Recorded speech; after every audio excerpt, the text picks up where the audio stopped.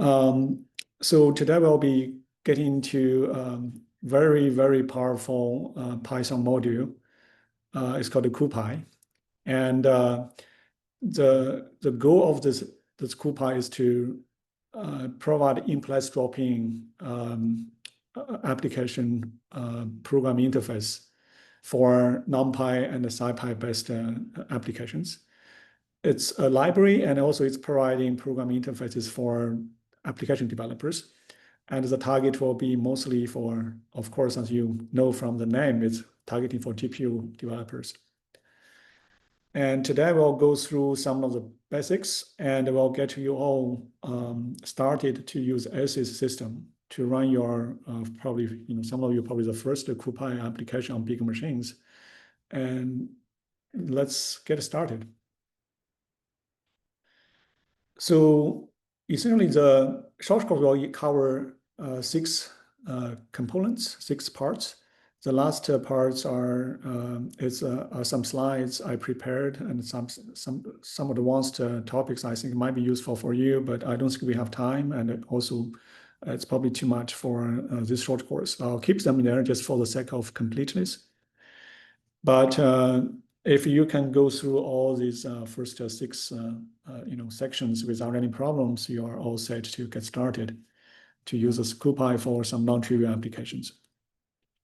So first, let's have a quick overview about CuPy and what's the philosophy designed behind it. So CuPy is a NumPy and SciPy compatible library, and the goal is to utilize the CUDA framework. And the latest development of CuPy community seems to be supporting the AMD backend as well. So we have 2, actually 3. Intel is also have their own GPU for computing, but so far CuPy is only supporting AMD and NVIDIA GPUs. And also as you may know, the support for CUDA is 100%. But for the AMD GPU, there are still some issues for certain libraries and for certain packages. It's not, as people are still trying to implement those, but it's not fully compatible with some of the features. So as far as you're using NVIDIA GPUs, you should be able to use CuPy very similar in the way how you use NumPy and SciPy. Since this short course is covering CuPy itself, so we'll not have time to get into NumPy and SciPy, but those are very intuitive language Python modules, and you can get started yourself very quickly. The major difference between CuPy and those 2 Python packages is that CuPy has its built-in wrappers for CUDA libraries, which actually provide some more low-level programming interface for you to dig deeper into the performance and do more than just simply replacing your library and replace your function calls. So we'll get a little bit into that part of CuPy as well. So again, if you attended our short course on GPU programming, focus on CUDA, you might know that I actually tried to get everyone started to use CUDA through libraries, not just doing the CUDA program itself. CuPy is actually fit well into this category of the programming paradigm, in a sense that you learn to use GPU and other accelerators by leveraging the highly tuned and highly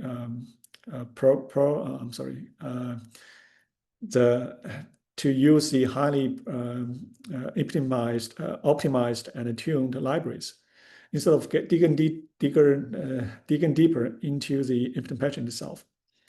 Using the library will give you some immediate benefits. One of the benefits is, of course, much less programming will be needed. And the second benefit, of course, will be the efficiency. Because those libraries, in most cases, are developed by those very technically, advanced, how to say it, so decent programmers. They have been working on this hardware for years, And they know, at least the team who are working with them, are working on hardware for years, like NVIDIA developers. For the efficiency, it's really hard to beat the performance developed by those developers. So you get at least a dual benefit. One of them is the easy programmability. Another one, of course, is the performance.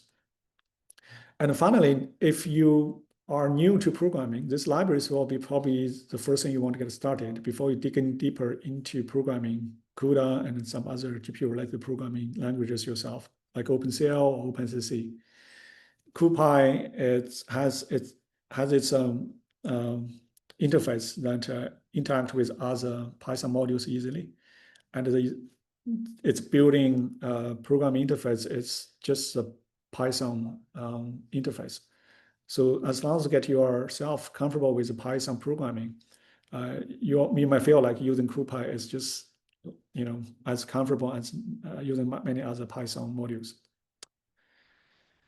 So the core design principle, as I mentioned, is to provide in-place drop-in replacement for NumPy and SciPy.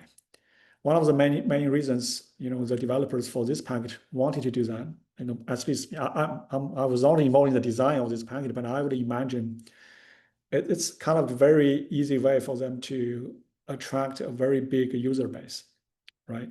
Because NumPy and SciPy, those are used by probably easily some millions of users worldwide. And there are also many other softwares based on those two very powerful packages. So if you can design a software kind of like CuPy here and provide the easily accessible hardware, hardware access to GPUs and other accelerators without changing the way how the programming is done, of course, it's attractive.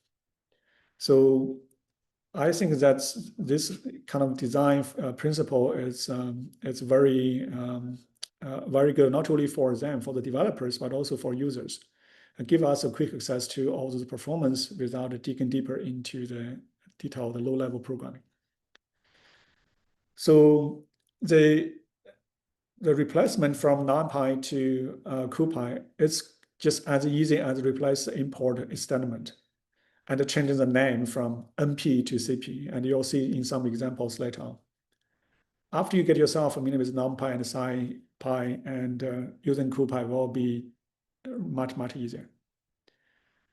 So if you don't have access to GPUs on a computer, your old computer, or if you have trouble to have access to GPU clusters, assuming some of you might already have access to ACES, so you should be able to use those CPU. But in some cases, it might be convenient just run some things on GPU on the CPU-based machine. You can just simply start with NumPy and SciPy implementation, and later on switch to CuPy. It's just straightforward. So that's also help with the development in the sense that you don't have to rely on GPU, especially NVIDIA GPU, to get your project started. So this comes the very first program.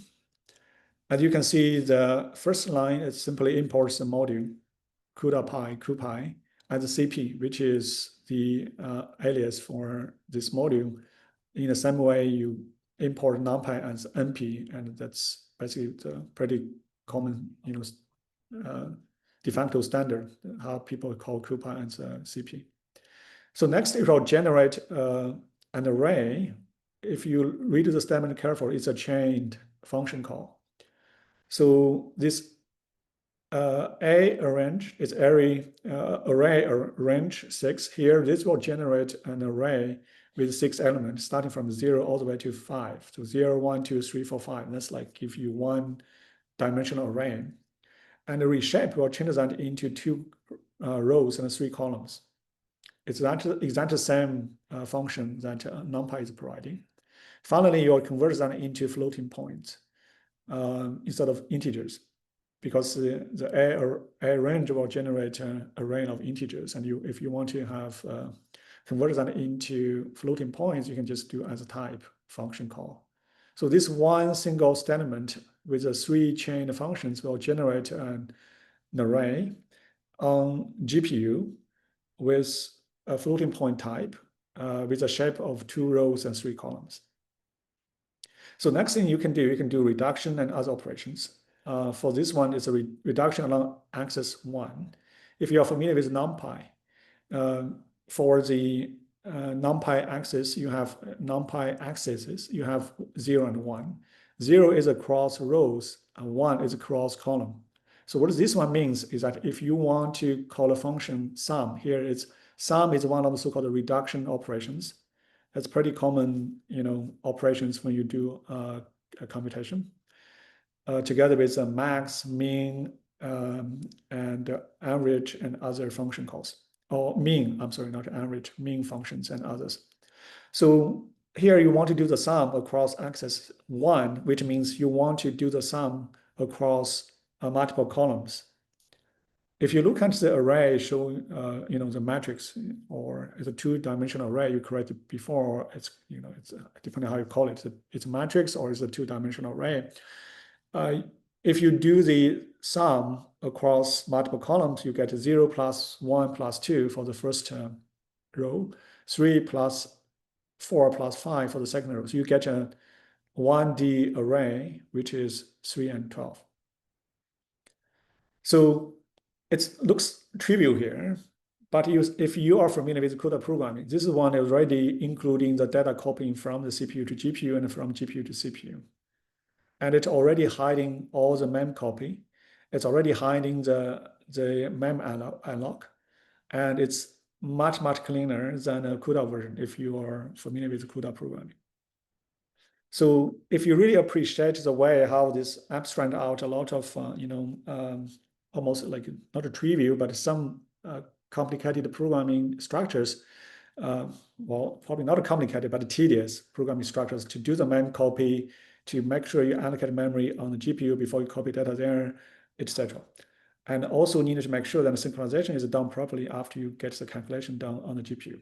All these were hidden behind all these programming interfaces that Python is providing. Okay. So this is already a non-trivial example to run code on a GPU. Now, before we get into the details about the core functionalities and other features in CuPy, let's start to run some simple examples on ACES. So I would expect you all to get your ACES window, the terminal window open and start typing there and get yourself more comfortable with one of those login nodes. And I'll get started. Before we get into ACES, let me move to the HPRC website. I assume you all can see my screen, right? Okay. To get there, there is multiple menus on the top. To the very right here, you see portal. There are multiple portals here. The one I'll be using will be ACES portal through the ACES authentication framework. Since I already logged in, so I'm sorry it's not able to show you the the login, but I assume you all should have access to ACES anyway. So this is what you all get on the HPRC portal. This is the best on the open on-demand system and provide a very good interface for you to get started. And also, George just posted the link to the portal directly. We'll also have the link in the slides. You should be able to get there later. But HPRC is easy to remember for me, so I usually start with HPRC website. So there are multiple menus here. If you are not familiar with the system, you can try it yourself. But to get to your particular directory, you can click home directory or scratch. So I would suggest you go to the scratch directory. That's where most of the code should be stored, and that's where you should run your jobs. Home directory is good for you to keep some copy of your parameter file, some important data there. But mainly because scratch space is bigger and faster, and it's highly recommended that you use scratch space for your simulations, and then copy some important files to your home directory whenever needed. So, and there are multiple others, but today we'll be using the terminals primarily because on ACES we don't have GPUs in the front end. To get everyone launch a job, run an instance of GPU notebook will be probably too much, mainly because we don't have that many GPUs available for everyone to run an instance on the GPU through the interactive job. So what we'll do today, we'll get access to the terminal. I know many of you are probably more comfortable with this kind of interface, not terminal interface, but again, this is the interface you probably want to get yourself comfortable with anyway. Sometimes you'll need to go there to do something. So this is what you'll get if you get to the web-based interface. For most of ACES users, you won't be able to directly access to this terminal through SSH. But some of the local users, they are able to log in the system through SSH terminal. But this is for ACES system. And through the portal, this is what you see. Okay, so let me just clean up my screen here. Click clear. It'll clean up my screen. Okay, let me zoom in a little bit more. We'll go through this on the slides one more time, but I just want to, since I'm already here on this terminal, this will basically shows what I'm going to have. LS shows my current directory, and I have some examples running. But before you are able to run anything on the system, you need to make sure you have that software loaded on your system, because this is a shared system. We have thousands of modules installed. And also for each module, there might be multiple versions. To make sure that we use the right version of this CuPy installed on this system, we need to find the module first and then load them. So to do that, what you do, you can do module spider CuPy. When you do module spider CuPy, these are the two versions you can see that have already been installed on our system and tested by our staff members. And if your application, highly depending on your application, if your application depending on the CuPy 11, version 11, you probably want to stick with the first one. Otherwise, you want to probably go to the second one. This is highly depending on the CUDA library you're using. For this one, for CuPy 11, it's depending on the CUDA 11.4.1. That's our installation. And installing your own is possible, but again, installing all the dependencies on HPC system, it's a non-trivial task for some of you. But for some of you already familiar with Linux system, you can try to install CuPy yourself by loading all the libraries separately. For example, you can load GNU compiler collection modules and the CUDA modules, and then you can try to install a CuPy yourself using pip install. And of course, you need to load in the Python environment as well. So this one, if you try to load this module, let's try to load. What I did, I just put my cursor on there, and you can see on my Google Chrome, it will try to copy whatever I selected into my clipboard, and you can try it yourself. For example, if I want to load this one, it tells me, say, hey, you cannot, you have to figure out, there are some dependencies you need to know. Let's try to load the second one, which is the same. And you can see module load ML is a shortcut for module. I'll just go through this one more time. So let's try to use the latest version on our system, which is CuPy 13. As you can see, it tries to tell you some hints, try to run this spider and to see how to load that. Okay, I'll select it, and then Control-V, it will paste it on my terminal. I just enter. It will show me, okay, it's good, but you have to load these two modules before you can load this CuPy. That's what this statement is, right? With a space, or if you touch any key, it will give you back to your terminal. So what you do next, you module load. These two are the ones I copied together with the previous one that we are going to load. So I got these three packages in my terminal. So when I do module load, GCC, OpenAPI, and then CuPy, it will get everything loaded up. The reason why GCC and OpenAPI are needed because when our system admin is trying to compile CuPy, there are some dependencies on these two packages. So we have to compile them first, but but when you try to load them, you have to load them, all together. So now if you do module load, ML, that basically shows you the current loaded module. Even though we are just loading the CuPy, that's our original goal, but as you can see, these are the dependencies needed for us just to load this module. So these are all the 42 software modules with specific versions for each one that are currently loaded into my environment. Okay, so all their paths and the libraries and the header file directories will be visible to me. I can do my work, and that's my software environment. Okay.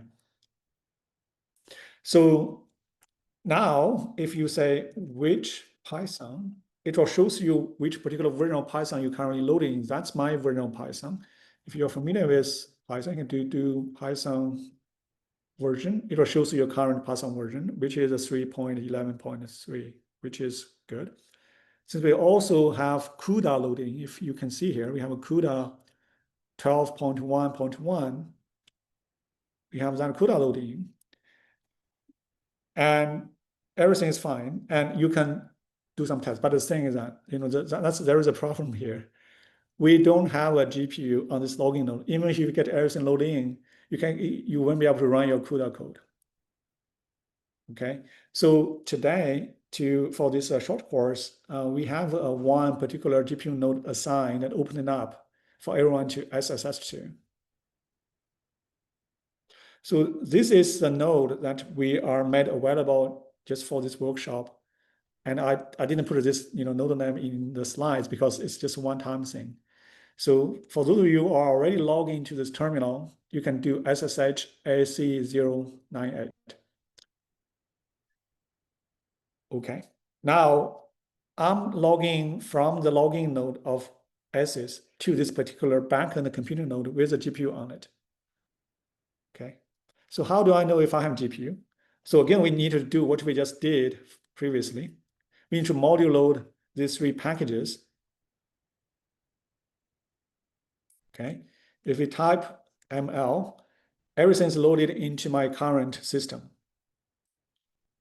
on this computing node. If you type host name, that's my current host name. It's not a login node. It's one of the computing node on ACES with the 2 GPUs in it.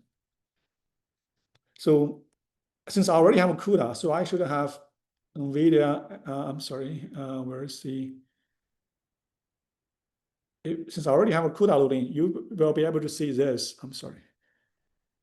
these are the, showing the current information of this, of the GPUs. So we have 2 NVIDIA H100 cards loaded, and they're not running anything. It's empty here. It's reserved for this short course. But at least we now have a GPU to play with. So after you load all the modules, you should be able to run your script easily without any problem now. The only tricky part is that if your terminal, if you access to your terminal without any, there are some tricks for you to know. I will not get to that one. But your terminal, after it's not active for a while, it automatically kick you out. On one end, it's for the safety of the system, just to make sure that no one else get into the system with your permission, since if you're away from your system, right? Another is just to make sure we don't have any wasted resources dangling around, so that we can get more people to the system. So with that, if you can log in this AC098 node, and if you can see all the modules loading in, you're almost all set. The last thing I want you all to try before we switch back to the slides is to just type in Python. Okay, just do the import CuPy.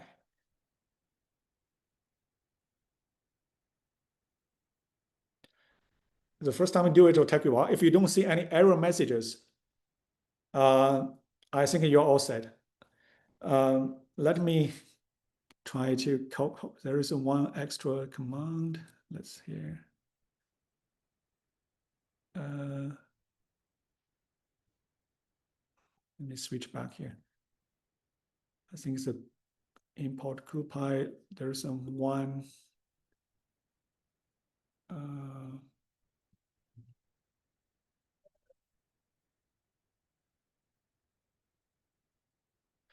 If you're able to import CuPy and be able to have access to certain information under CuPy, you should be able to run all the other CuPy samples as we are going through the slides. So I would suggest you all keep this window open. And while I'm talking about the switch back to the slides, I would like you all to just either type in some of the commands there, or you copy paste those. Let me see what's the best way for me to do this. Might not be working. Window to window left. Okay.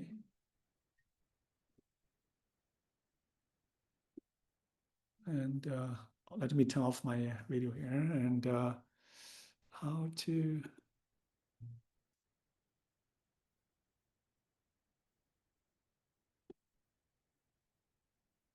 minimize to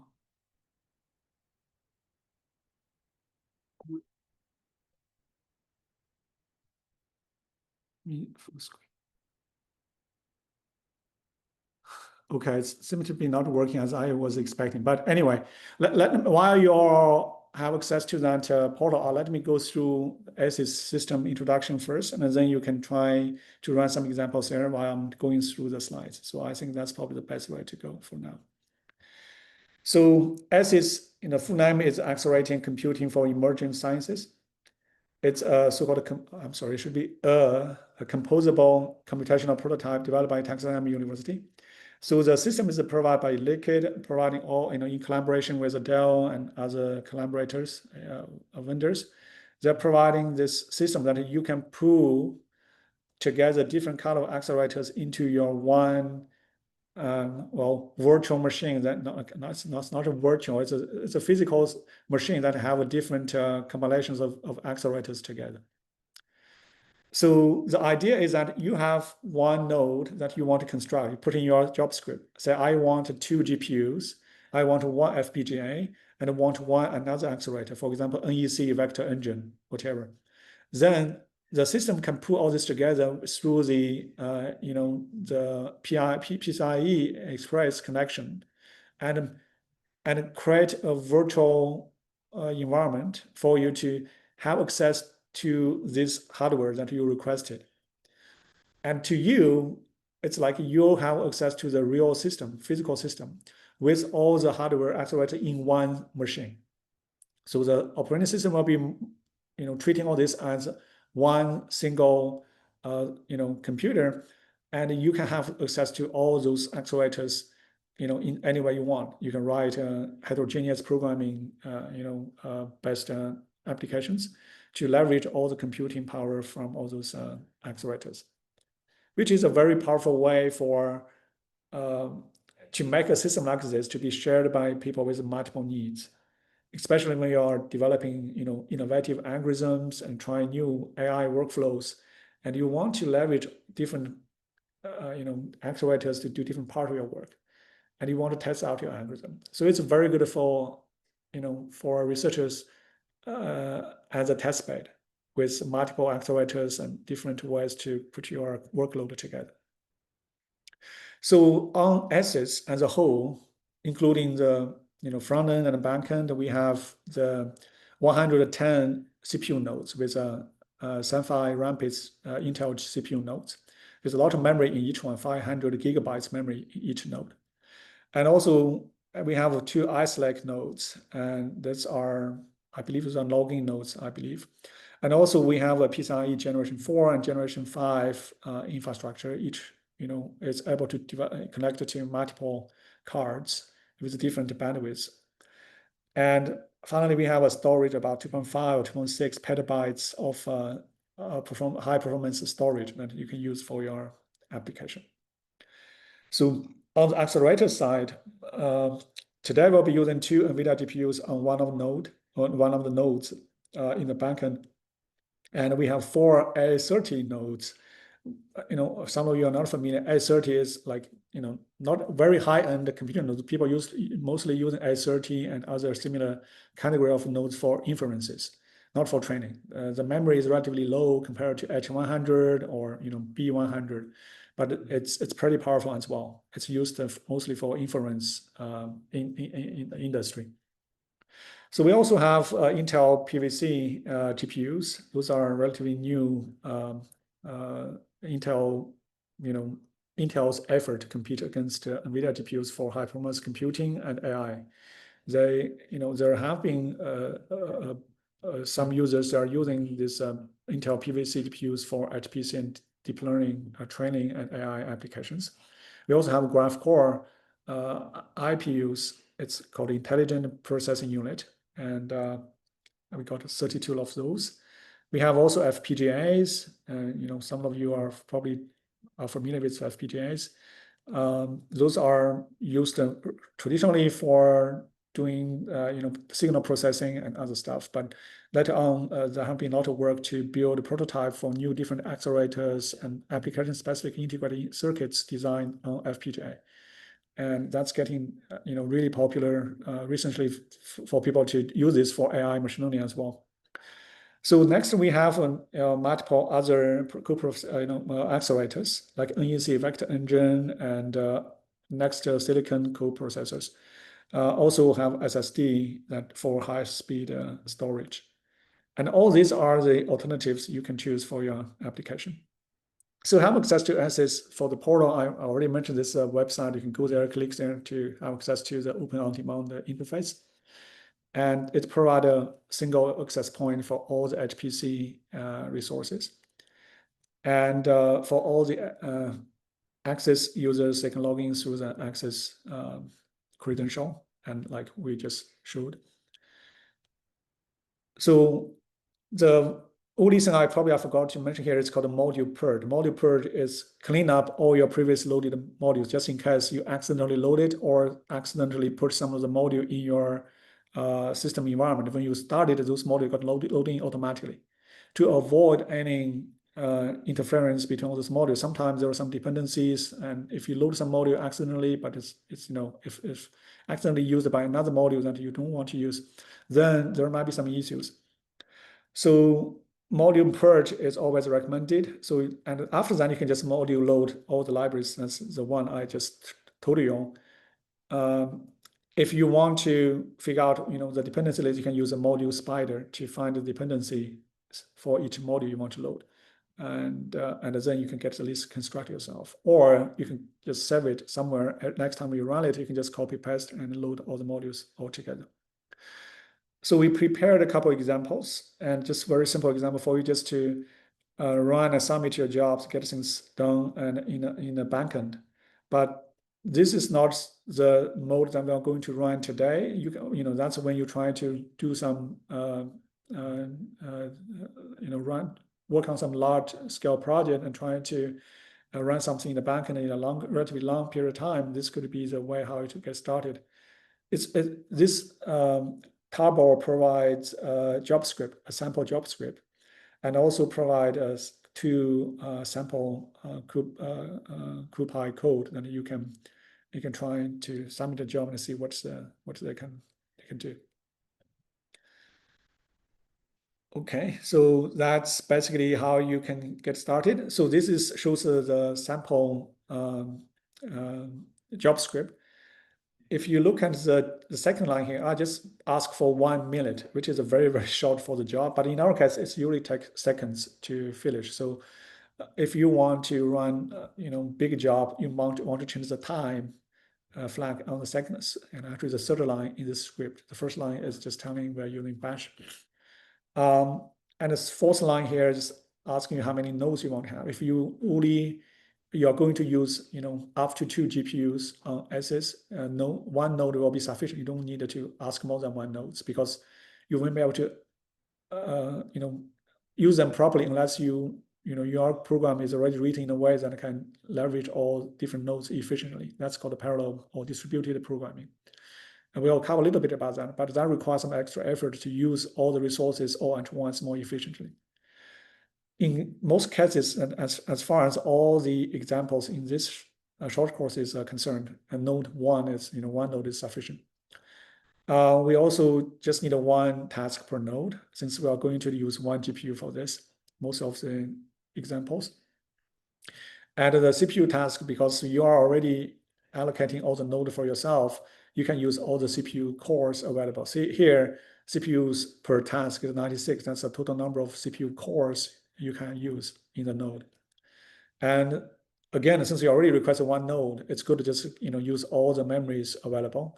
We have 512 gigabytes of memory on each node, and for 8080, it's just give you some extra memory needed for some other system libraries. So for 8080 is a recommended memory request for one node system.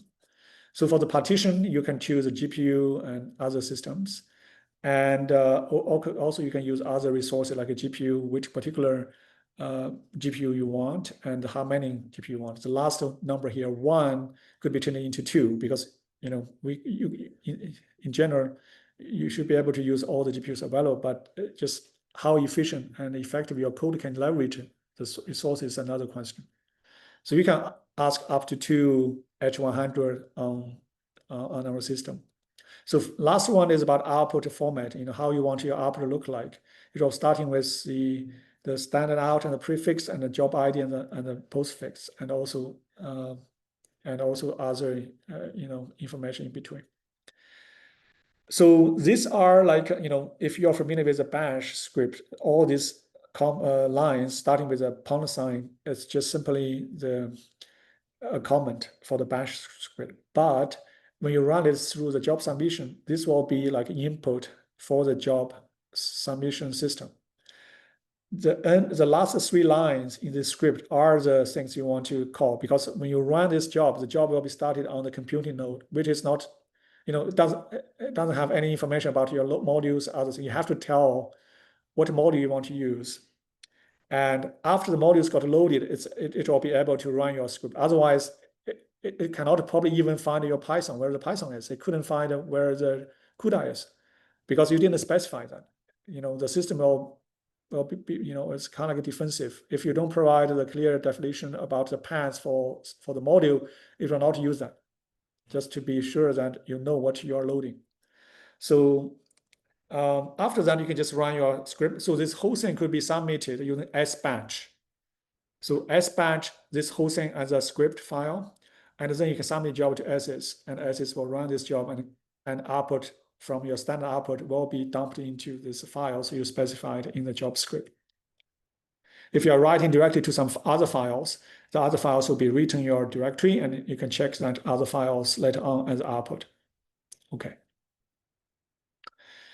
So this is a summary for all the accelerators, depending on which particular accelerator you're using. But for today, we can only use the GPU, because all the others, I don't think they are supported by CuPy. So GPU is the only one we're using. So that's why I pick a partition GPU. And if you need more information about ACES and other information, you can send email directly to our team. We have a front desk, and we also have a YouTube channel, host some of the videos for the previous short courses. Some of them are specific for ACES users to get you all started. And you can also send an email to us and call us and get you all started on the system. So any questions so far? I'm sorry, I'm just trying to finish all this first. And everything's working, but I got this message, no module loaded. Okay. Any other questions? So again, since this is something a little bit more than just CuPy, right? So we want to get you started on ACES first. So that's why we spend a bit more time on this one. But we'll move directly to the main content for today's short course. Okay. So I assume everyone have already get started on that terminal. Try to SSH to that particular node, AC098, and load the modules and type in Python. You're all set. You can copy paste all the command, all the Python script to your screen, and you can run them. Or if you don't mind, you can just type in. Sometimes you can build some muscle memories for typing. It's just good practice. Many years ago, when generative AI were not there, typing and it's a good way for you to practice programming. Okay. Even nowadays, if you are interviewing for a job in those big companies, they will be asking you to write code. You may be able to use generative AI in many cases. So get yourself familiar with all the command line interface will be good to give you some confidence, build up the confidence about the system and also about the CuPy programming itself. So before we get into this CuPy, and you have to understand that the GPU is working differently than CPU, right? So I assume everyone understands that. When you install the system, the operating system runs on the CPU and it uses the memory and also storage. That all has nothing to do with the GPU. GPU, in the traditional way, you might consider it's just like an audio card, graphic card. It's plugged into your computer. It's providing some other functionalities. And when some signal coming through the card, it processes it and sends some signal back to the CPU. So it's mostly working as an auxiliary to the computer.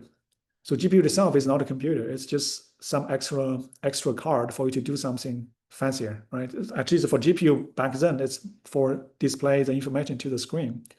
But for the high-end GPUs, you don't have any display ports. So it's only used as a computing device. That's all for most of the high-end GPUs that we are using nowadays. So GPU itself is working differently. So the way how you allocate memory, you launch your programs, how you do all the other controlling and management on GPUs are different. Just like the one I just showed you, like NVIDIA-SMI.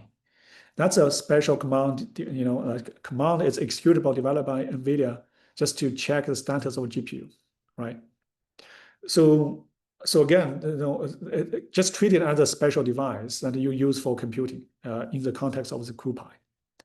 So when you allocate memory on using Python itself, all the memory will be allocated in the host space. That's the CPU side. That's a side that you have access to all the memories in your computer that you can allocate, almost all, actually all the available memories you can have to allocate for your application. But when you try to allocate memory on GPU, you need a special CUDA function that can help you do that.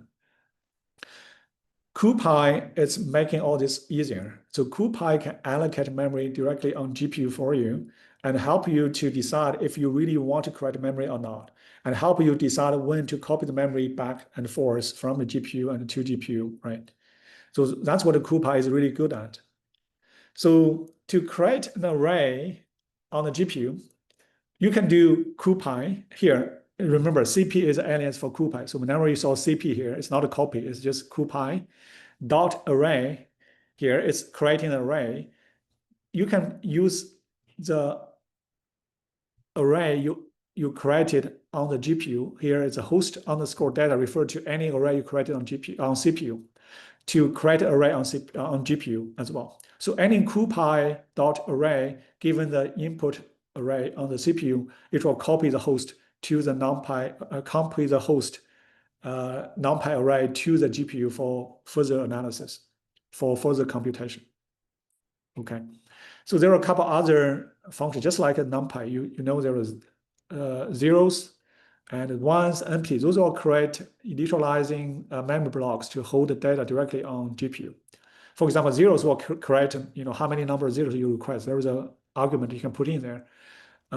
All the elements will be initialized with 0 values. The same goes for ones and same goes for empty. It will just give you just empty memory blocks and to hold the data on GPUs. Okay, and also it has a zero copy view. If already you have the CuPy array, you can just use as array to have a reference to the CuPy array without do a deep copying. That you have to create. If you do a deep copying, you have to create another same size of array, a memory block to hold your data. But you do the as array, it will just give you a reference. You don't have to do the copying. So again, even though CuPy hides all the memory hierarchy and other grid structures from programmers, but it's always good to understand the structure and from the developer's perspective. So as I mentioned, memory has a structure. CPU has its own memory structure. It's the technical term is called a memory hierarchy, because you have all the hierarchies of memory for storage purpose. Another, you have like something in parallel on the GPU side. So you have a global memory, which is the main memory for GPU. And then you have a shared memory called L1, or it's like referred to the shared memory on GPU programming across the 32 CUDA cores that CUDA threads usually share the shared memory in a very small amount of memory that are accessible. So finally, you have a register that is the highest, I would say, highest speed cache or memory that close to the core for processing. Well, this all sounds like technical terms. For those who are don't have a strong background in computer science, I think a very good analogy you might consider like a register. It's kind of like your cache. Shared memory, it's kind of like your checking account. Like global memory here, it's kind of like your online saving account with high yield, but you don't, you have to wait a couple of days to get money from, right? So the reason why you need this hierarchy mainly because you want to have your data available to your processor as close as soon as possible. And physical distance also matters, and as well as the instructions needed for you to retrieve the data from the storage. So this hierarchy can be extended. For example, if you are doing the computation on the GPU, your hierarchy could be extended from register, shared memory, GPU global memory, CPU global memory, CPU memory, hard drive. All this could be built up on your hierarchy. Even the hard drive you really don't consider as a hierarchy, but for some computer operating systems, they do, not all, almost all the operating systems, they do allocate a chunk of your hard drive for swamp. In the sense that if your application is too big or if you load too much data, the system will copy out some of the memory data in the memory to a temporary hard drive, right? And then whenever you need some data back from hard drive, you'll copy data back from hard drive to your memory. So in some sense, you might treat the hard drive itself as part of this memory hierarchy, but it's just the performance is very, very low. It's about 2 or 3 orders slower, 2 or 3 orders slower than the memory. Not compared, not to mention this register, it's much, much faster. So being able to understand this memory hierarchy it will be helpful for you to understand why all these different optimization strategies gets into GPU programming, mainly because GPU programmers need to understand this hierarchy to really have a good performance, GPU code. Okay. So if you look at the performance for CPUs, it's for registers, CPU, GPU roughly get 1 cycle, you get data, but also the bandwidth is kind of different. As you look at the GPU bandwidth, it's about 10 terabytes for register level. So it's a really, really high bandwidth memory. It's HBM. That's probably you heard about the term HBM, called a high bandwidth memory. It has a very specially designed memory to give quick access to the GPU processor, the data needed for it to process quickly. When you get into the main memory, the GPU latency about a nanosecond, 400 to 80,000 nanosecond. And main memory for CPU is about 80 to 120 nanoseconds. So and you can see the GPU latency, memory latency actually is it's actually bad compared to CPU latency, but the bandwidth is different. So it's kind of like a trade-off. And if you really want high bandwidth, you have to sacrifice a little bit of latency here if you compare the CPU and GPU memory. So again, these are some numbers I found online as of this month, but this number, of course, will be different at different time. But it's essentially the difference between different levels of memories as in the orders difference is still stay roughly the same in the last many years. I would say probably decades. It's a couple of decades. Not exactly the same, but I'm just saying the order of difference. It's hasn't been changed much.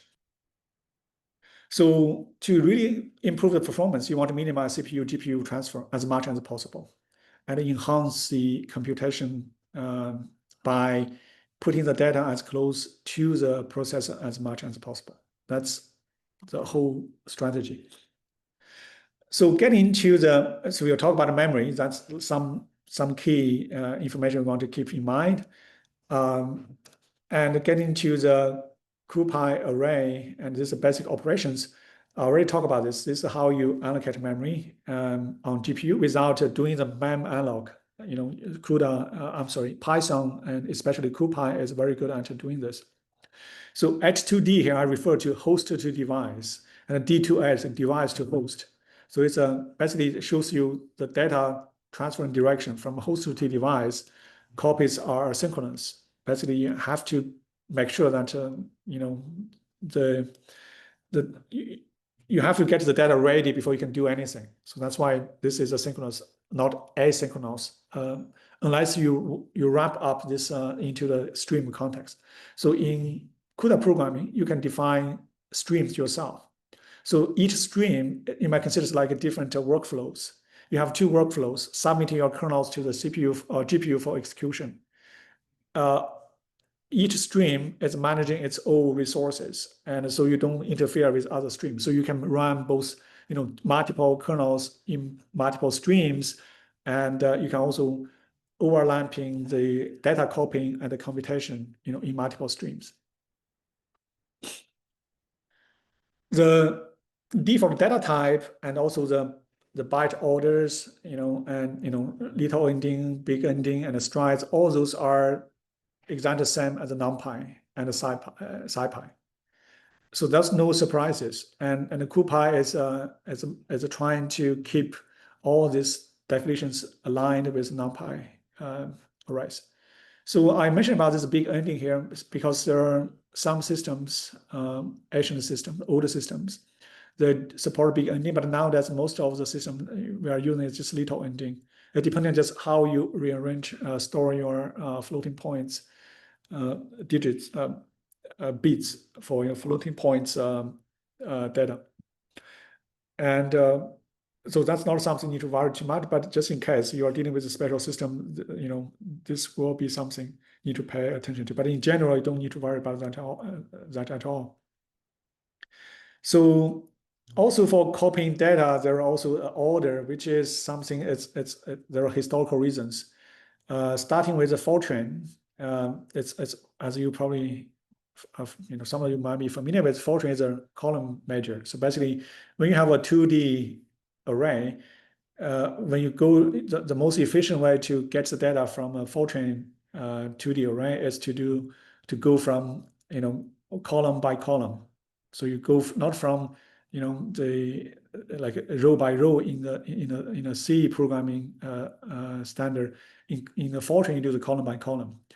To be able to support different programming interfaces, so CuPy has this particular, you know, order keyword that you can define if it's a C order, which is the row measure, row by row, or column measure, column by column.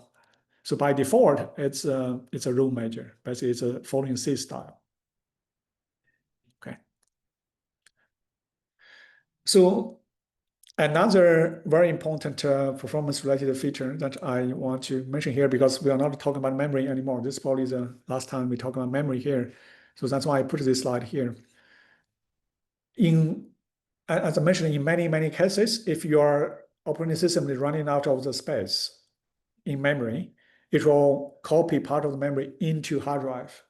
That will be dramatically slow down your performance, but it will ensure that some of the applications can run, even though, you know, it probably needs more memory, but it still can run on your computer.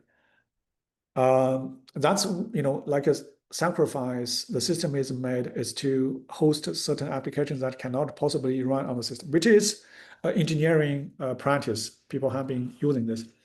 But when you're really talking about high performance computing and talking about, you know, copying data from CPU and GPU, you don't want your data on CPU to be copied to hard drives. So to do that, you allocate memory, a special kind of memory called a pinned memory on your CPU memory, main memory, so that you will ensure, and when you allocate a pinned memory, you'll be ensured by the system that it will not copy, it will not take this pinned memory block and save that into a hard drive. So it'll guarantee a reserved block for you to copy data back from your CPU, GPU. This will almost guarantee that you won't have any degradation, mainly because of this kind of problem that copying data back into from your hard drive.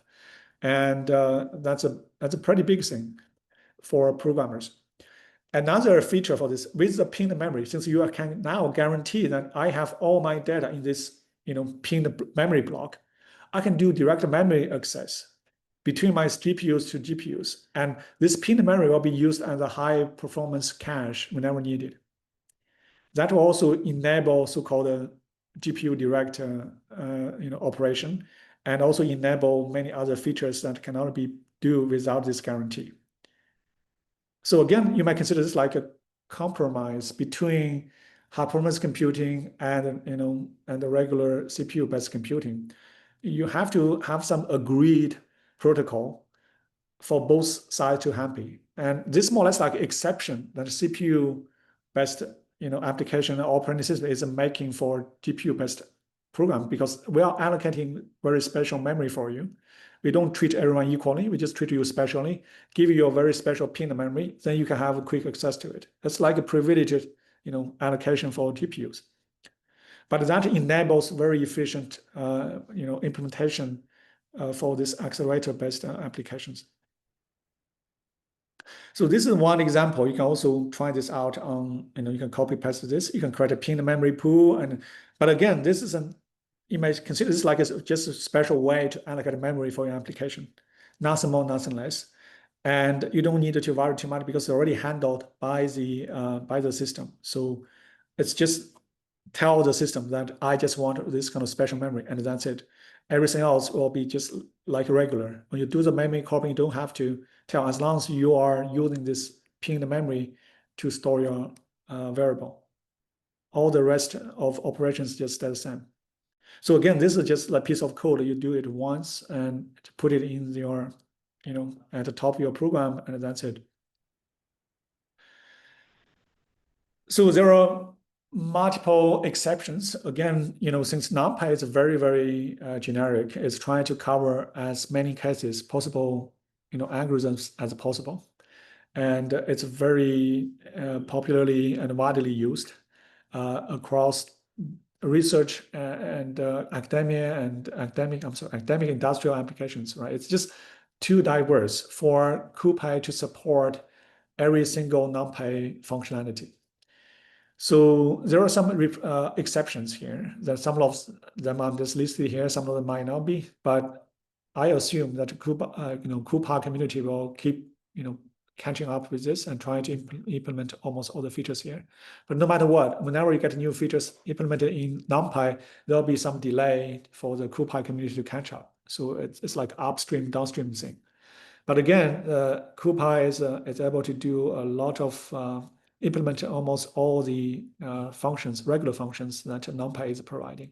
But just in case you are touching those like unexplored territories in CuPy area, and you might have some trouble just to use CuPy for those functions. But in general, it's automatically working, and just switch your library will be easier to get everything started. So for there are some divergence from NumPy. One of the most common problem is that when you dealing with out of the bound integer indexing, and NumPy will report error, but CuPy will let you, will just ignore the error, and it will just wrap it up. in a sense, it's like a dual iterative. For example, if you go from, say, index from 0, 1, 2, 3, this 0, 1, 2, that's your array, right, with the 3 element. If you refer to A4, what do? You go out of bound, right? But the CuPy will go round it up, just like what your Python is doing. We're going to, not Python, that's like Julia maybe. Now if it goes to 4, it will go back to your first one because it's treated like kind of like a periodical boundary condition. When it goes to out of the bound to the right, it will go back to the left. So it will wrap your index.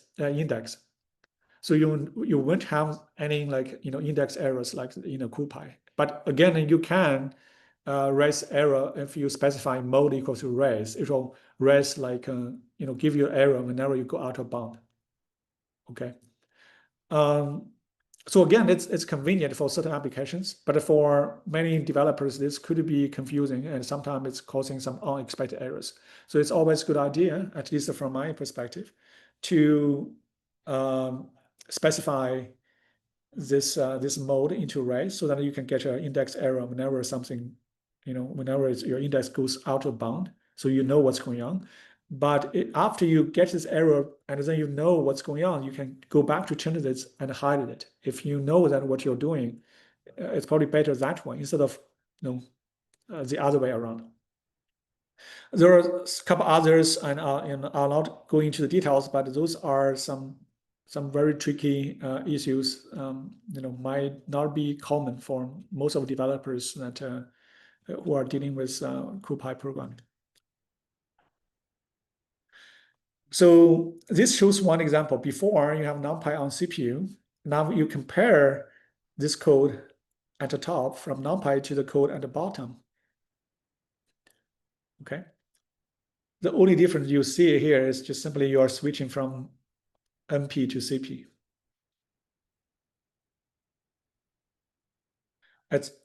And actually most of the code you're dealing with NumPy could be just turning into CuPy in this way. I said exactly the same thing when I was teaching PyTorch short course.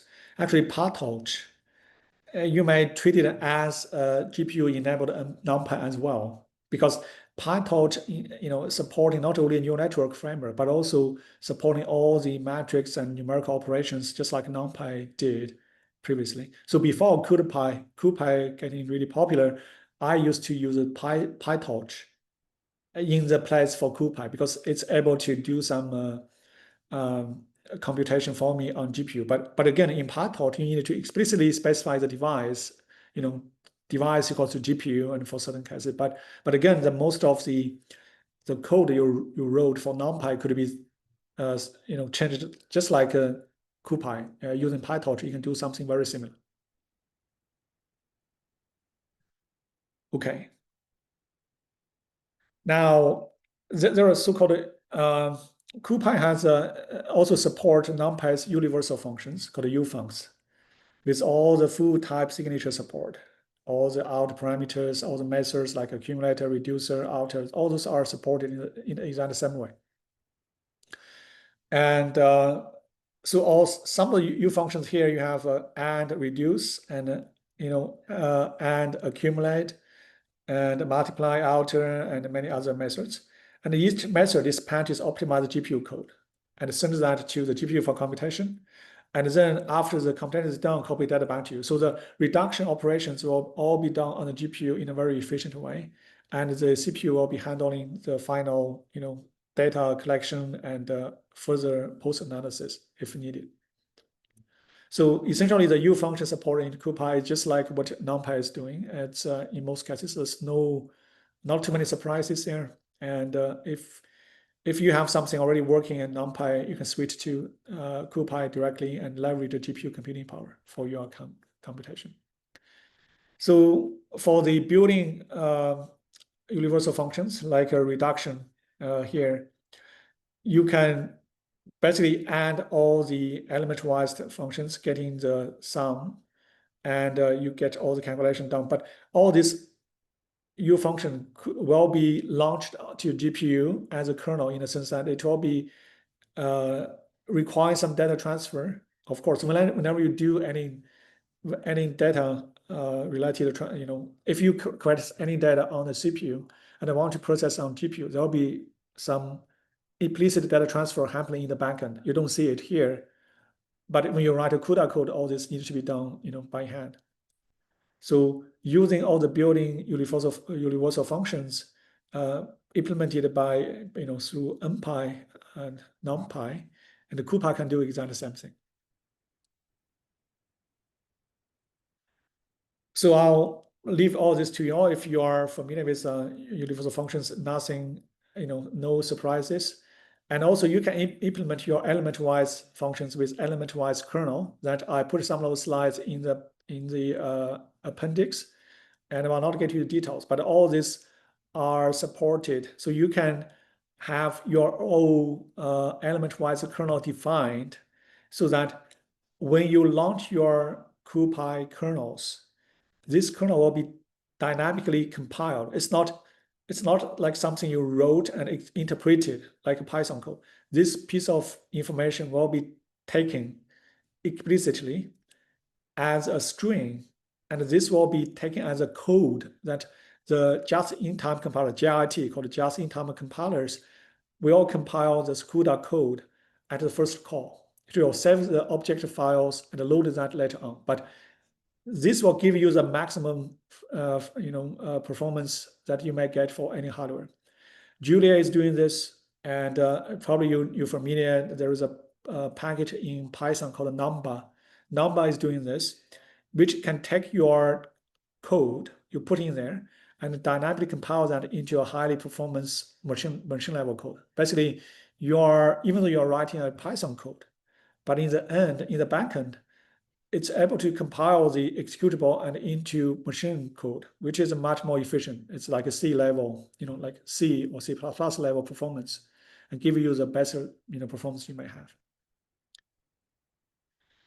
So all this reduction here, I'm also mean like min, max, sum. This could be also achieved through the CuPy in the exact same interface like the NumPy. And you can get your corresponding maximum index. You can find your sum, and you can also do all the other reduction operations through CuPy function call. Okay, before we move to the next part, let's take a short break for about probably 5 minutes. And if you have any question, feel free to unmute yourself and ask. We don't have so many people here, so I think it should be fine. We can just talk. Or if you feel comfortable, you can just type in the chat box and we can answer your questions. Okay. Let's take a short break and we'll be back at 2:45.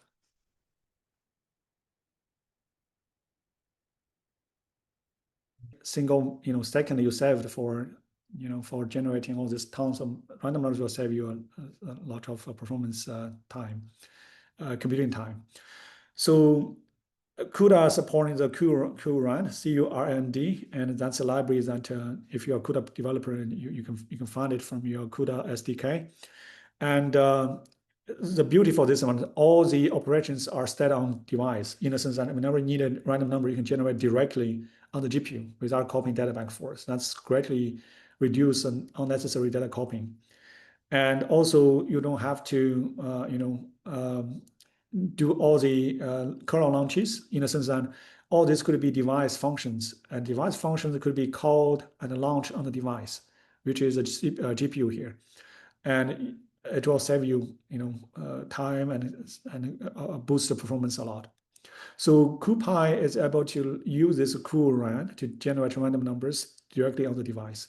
And you don't worry about the data copying, and so there's no data copying here. So that's very, very efficient. As long as your computation is done on the GPU, it's kind of like you have all the data needed on the GPU already. You don't have any, data copying, which is a tremendous save of the time.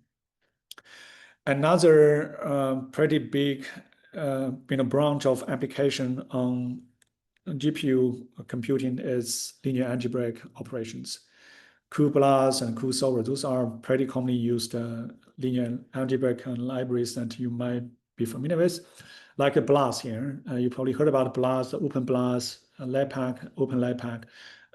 Those are the standardized libraries. Even the programming interface itself is already standardized in academia, in industry. Everyone knows you have 3 levels of BLAS. You have vector-vector operation, vector matrix operation, and matrix operation. So level 1, 2, 3 refer to the complexity of the, as order of n. Level 1 means order n for vectors operation, and the vector matrix operation you have n squared. For matrix operation you have n cubed. So essentially you have 3 levels of operations. You can define all those, and there are standard interfaces you can use. So CuPy providing this standard interface using their high performance GPU based libraries and give you the best performance you may find. CuSolver is doing lower upper matrix decomposition and QR and SVD, and there are also other different Cholesky and decompositions and other algorithms you may face need to deal with when you're doing all these matrix operations. For the tensor cores, which I actually haven't used much, because it's relatively new, and a lot of applications I was dealing with, we didn't use tensor cores directly, but it's able to also accelerate a lot of no precision accelerations on the modern GPUs. Especially this is a particular design for AI, especially for inferences and training. When you don't need a very high resolution, high precision floating points operations, the tensor cores will be sufficient for your application. But for double precision, other even quadruple precision operations that needed for certain scientific applications, this one will not be that helpful. But again, it's highly dependent on your application, and all these libraries will meet your needs more or less, and depending on what you need for your application. So this is one example for matrix operations for matrix decomposition. So we start by just generating some random. Again, as you can see here, we are using CuPy random generator. These are generating the data directly on the device, and you don't need to call and copy data back forth, which is pretty efficient for at least for random number generation. And then you have a matrix multiplication. There is a special operator, and this is calling, when you look at this @ symbol, this is a special operator that's doing matrix multiplication, following the matrix multiplication process, column, rows, and then you continue doing that for all your column rows. You get your new matrix created. And this actually is calling the CuPy library to do the matrix multiplication, and so it's pretty efficient. If you have taken any CUDA courses and to really maximize the performance, you have to deal with the shared memories and how to allocate those to blocked operations, and it's a lot of tricks involved. But this CuPy is already handling all this in a, I would not say this optimal way, but it's probably the best performance you may get. They have figured out all the details about how to do this on the engineering side. So, whenever possible, if you do multiplication, try to call these CUDA libraries. It's give you the best performance you may get.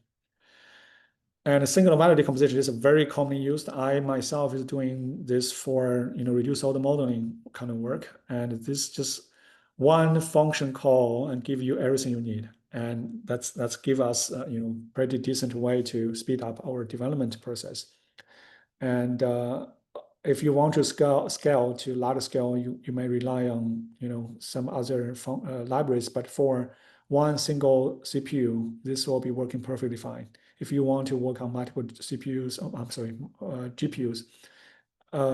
there are some other libraries to use, but for a single GPU, this linear algebra SVD function will be working perfectly fine for you. You can also get eigenvalues directly. So everything that can work on with NumPy, this will be working just like that, as with better performance.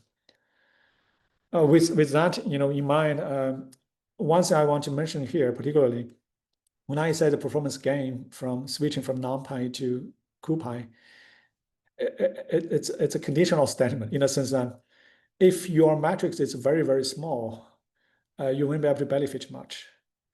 This only works when you fully saturate the GPU to some extent.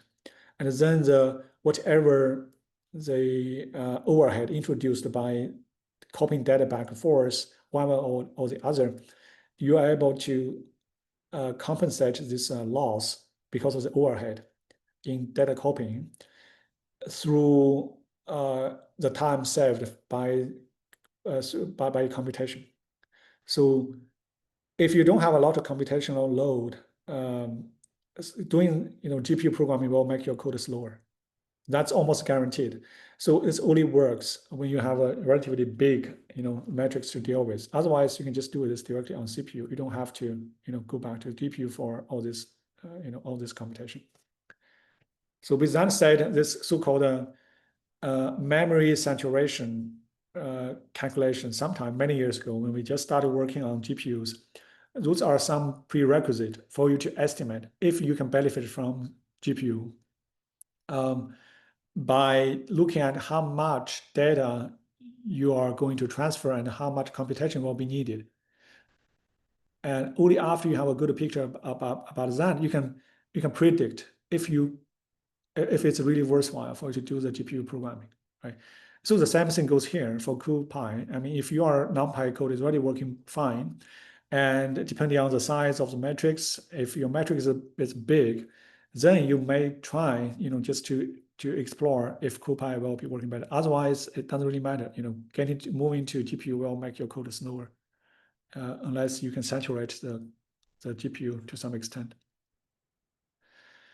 So you can do the batch and vectorize operations using CuPy stream, which is as I mentioned, you might consider it's just different pipelines that you want to build that can run separately. They're not interfering with each other, and they have their own kind of like an allocation of all the resources you can deal with. Kind of like a Slurm is handling jobs you submitted to HPC systems. You can have a different how to call the queues, right? Here, each queue is kind of like each stream.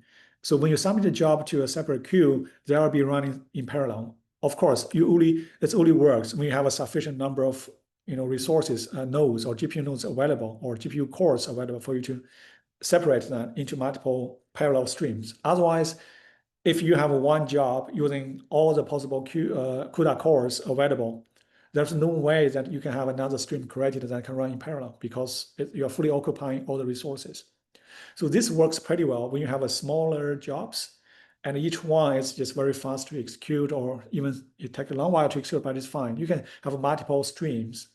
Each stream is handling different queues, and you can have multiple jobs running all at the same time and can fully saturate the GPU resources, fully leverage all the cores and fully leverage all the GPU memory bandwidth, and then you can get a better performance for your system.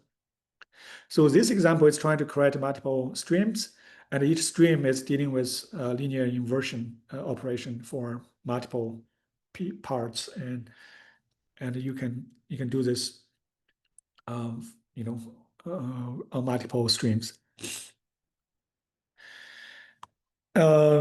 Next, I want to get into the sparse matrix support in CuPy, which is something actually, how can I say, for most applications you're dealing with, when you're dealing with a large matrix, in many cases, these matrices are sparse matrix. It's really, really hard to find a problem that you have a fully dense matrix with millions of columns, millions of rows, right? In many cases, the matrix you're dealing with is actually a sparse matrix. Now, the thing is that if you are directly importing the sparse matrix as a full matrix with all the zeros in those to the computer, it's still a full matrix, except that values will be just zero. Right, so you still need the same size memory size block to store all the matrix. You are not getting any benefit by turning this matrix into a sparse matrix format. So to deal with that, there have been multiple sparse matrix formats. Here I mentioned 3 of them. I myself am familiar with CSR. I use it for some finite element analysis code many years ago. I know COO, but never used that in CSC. So these are three ways to store your sparse matrix data into a very specialized format. By leveraging this special format, your code is able to handle extremely large metrics. Of course, must be sparse metrics, but then you can have a compressed way to store this information. But technically, you can handle millions times millions. That's like elements of metrics. So that gives you the power to deal with extremely large problem by first looking at the problem yourself, right? If you can identify that there are a lot of empty slots in your metrics, most of the matrix elements are just zero, then you can leverage this. And this could quickly scale up your problem into handleable and high performance operations through the GPU accelerated computing.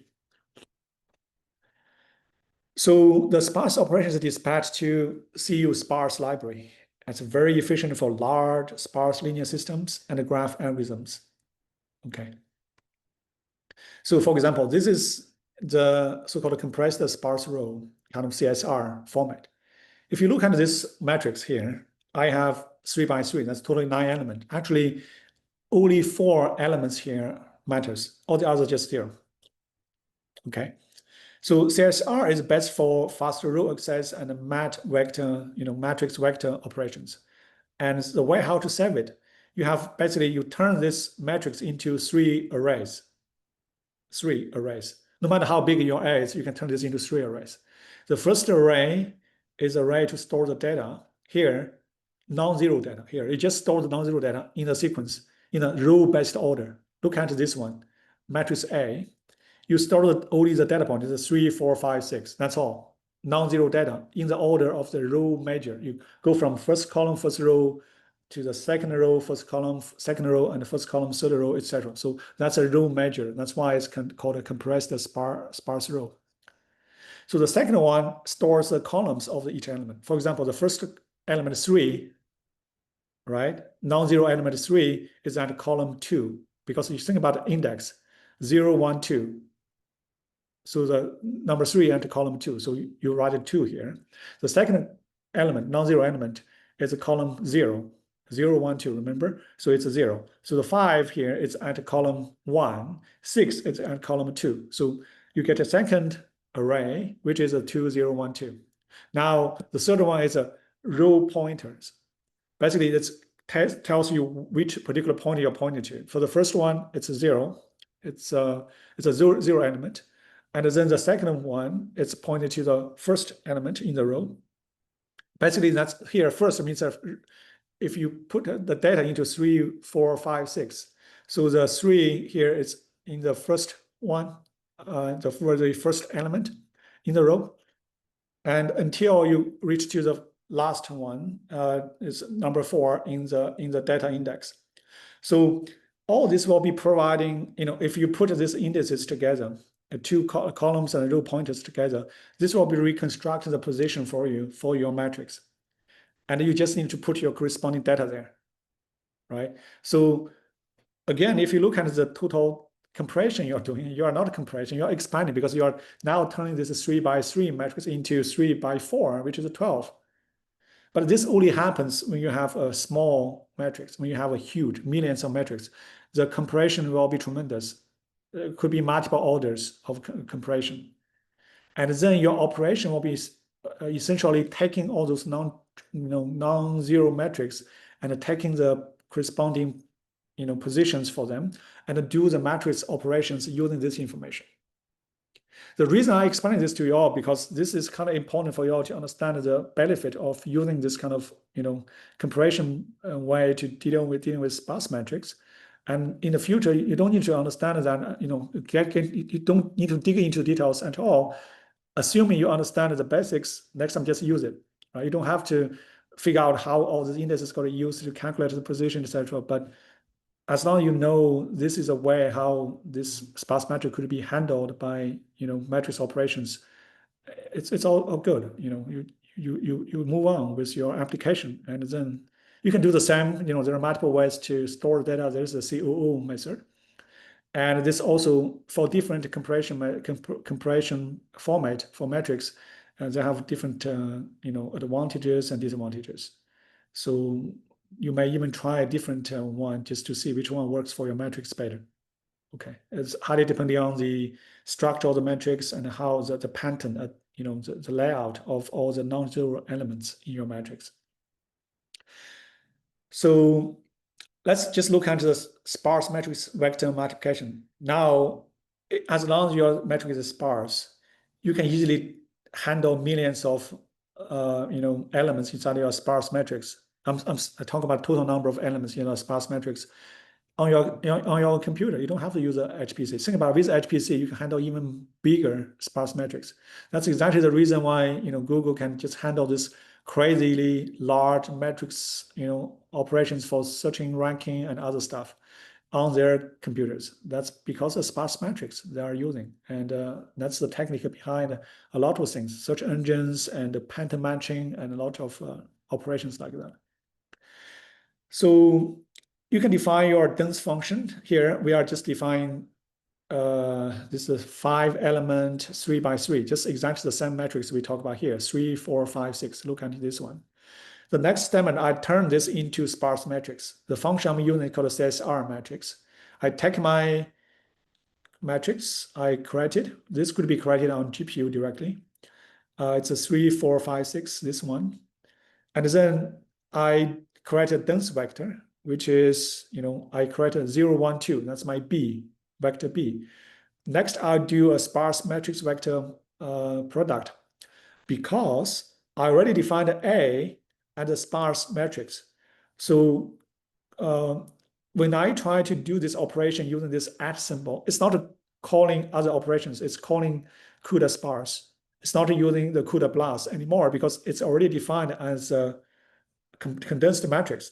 So it will be using the CuSparse function for my implementation, even though it's the same symbol. So for those of you who are familiar with object-oriented programming, this is called operation overloading, right? You are overloading this operator operator with a different function because the type of A here is not a dense matrix, it's a sparse matrix. It's already defined previously as a return value for CSR matrix function. This returns a sparse matrix object. So now you are actually, even though you are using the same syntax, A at B, it's like A multiply B, right? A is a matrix, B is a vector. But CuPy will be calling a different library for you, which is, again, give you a very powerful way to share the same code base. The only difference is that you just need to worry about what kind of data you're providing. As long as it's a sparse matrix, turns that into sparse matrix format. And the CuPy can directly do this for you, and all the optimization will be done for you automatically through the function call. And that's one of the beautiful things in CuPy, and using this high level programming interface like operator overloading to hide the change of the backend function calls from the users. Okay. So next, you can also try to do some signal processing on GPUs. And for example, here this library actually is again, CuPy is trying to do both NumPy and SciPy is doing. NumPy is essentially good for manipulating metrics, doing linear algebraic operations, and a lot of other things relevant to metrics. Anything about a matrix, you can find some function that NumPy can do, or you can write a NumPy to do all the operations for any matrix. SciPy is focusing mostly on solving equations and give you providing signal processing and those kind of stuff. It's more closely tied to particular applications. It's more specific algorithms that are tied to certain applications. Like here, you can do convolution for signal processing, you can do filtering, you can do spectral analysis, and there's a lot of things you can do with a CuPy X and the SciPy library, which is implemented as a part of the CuPy module. a CuPy packet. This SciPy is considered as a module, and then it will be they have multiple functions. Like a signal is one of those modules that can implement can help you implement all this. I think I should have some examples here. Okay, where is the code? Okay, good. So let me go back to the FFT. It's another one, Fourier transformation, fast Fourier transformation.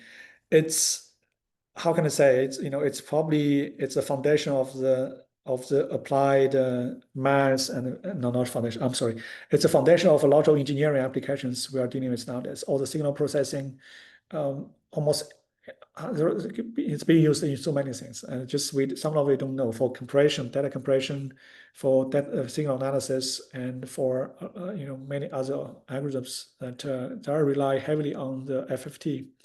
That's the reason why many years ago the people developed chips, hardware, just to do a fast Fourier transformation. And later on, those chips got incorporated into some other integrated circuits, and then people doing all this FFT and hardware. It's much more efficient than the software FFT computation. So GPU is also pretty efficient in doing FFT, especially fast FFT.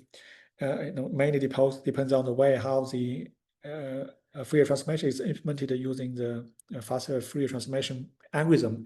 It's a very good map to the GPU-based programming. So the CuPy's FFT module just mirrors FFT from the NumPy, and it's using a cool CU FFT packet to handle all the transformation in 1D, 2D, and multiple dimensional. And those could be, simply just a function call to you. You don't have to, as long as you understand what FFT is, what you want to achieve. The next thing for you is just to figure out how to utilize the interface, which is actually the same as a NumPy interface. So this is a CUDA Pi FFT example. It created an array, assuming this is a time domain signal. You want to convert that into a frequency domain. You just do the CUDA FFT, and that's it. And then you can print out the results that already turn that into the frequency domain. And then you can print it out for display. And you can also directly print FFT underscore A. It will be working. And if you want to turn that into NumPy, you can also turn that into NumPy. But I don't think this last step will be crucial here. It's probably not needed for example.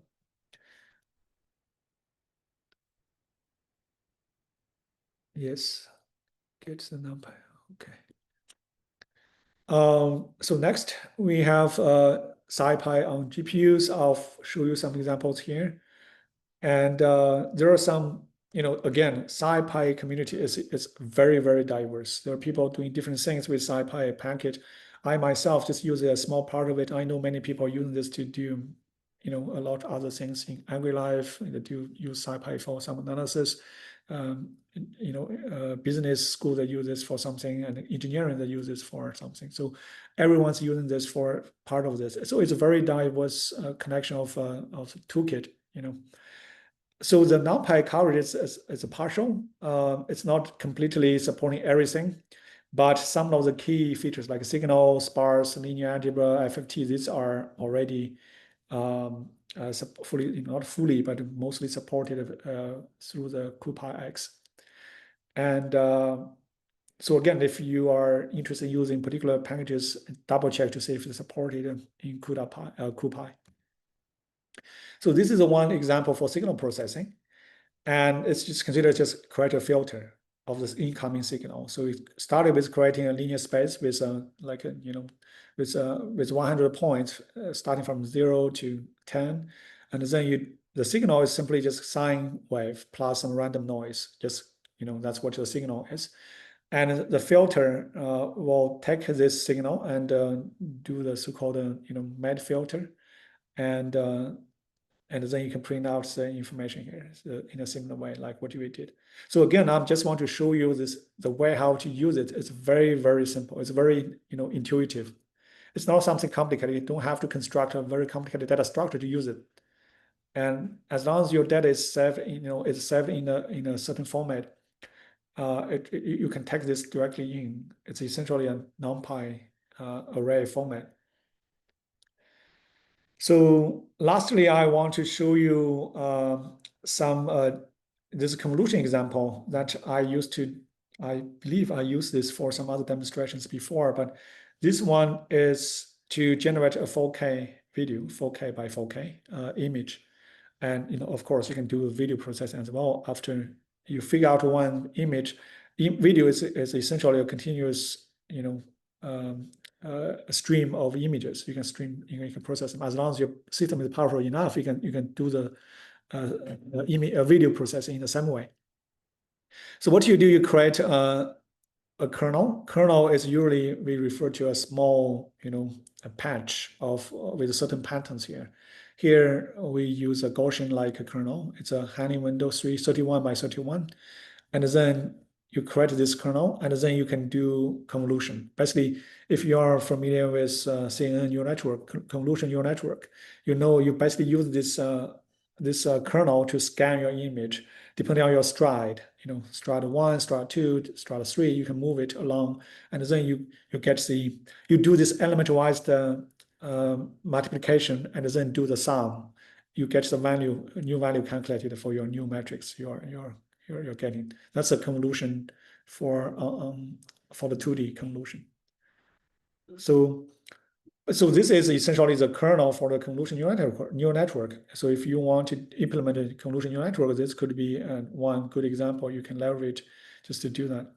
You can do 2D and also 3D. So instead of you have a 2D filter, you can have a 3D filter with different structures. You can filter out. So the key for this kind of convolution is a pattern matching. If your kernel is like a cross or a circle, for example, if a circle, when you have this kernel, filtering the whole image that you have, anywhere shows a pattern like a circle at that size, similar size, you'll see some peak value showing up, which is a very powerful way for you to do the pattern matching and other things.